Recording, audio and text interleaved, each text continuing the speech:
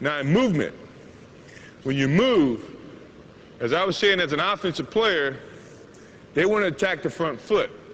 The reason being is, in a correct defensive movement, as you open up to guard the defense, to guard the offensive player going to your right, to his left, you have to pivot.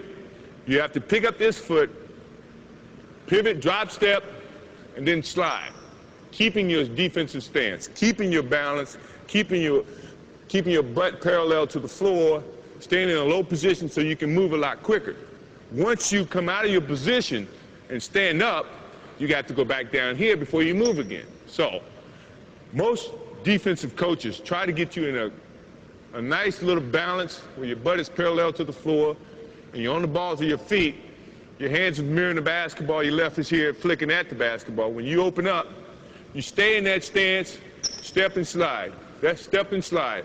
That is the way you try to maintain a certain defensive position against an offensive player. Once you come out of that position, you're in a very vulnerable position because now you got to get back into that position and then react to the offensive player. Now you see why it's a lot of work. And no one likes to do it, but yet, if you're going to be a complete basketball player, you got to be able to play both ends. And in playing both ends, you can't just score, you got to be able to play defense as well. Now, I'm going to bring my offensive player out here. Now, I'm going to look at his stance. I'm going to look at the way he's positioning the ball. You remember, as an offensive player, I always said you have to protect the basketball. So if he's not protecting the basketball, I can flick at the basketball. So you look for that. Now, if he is protecting the basketball, that means he's pretty good. He knows his offensive moves. He's trying to really dictate what I'm trying to give him or force him to go. Well, as a defensive player, I'm trying to take away his options. So I'm going to step up, mirror the basketball, limit his options, force him to go one way. That way I can slide a lot easier going this way if I can feel I can influence the offensive player to go this way and keep him going that way, and then I'm more or less guarding the player, guarding the offensive player. If I can do that, my job is done. If I can limit his options. Now, if he's a good offensive player, he wants to maximize his options.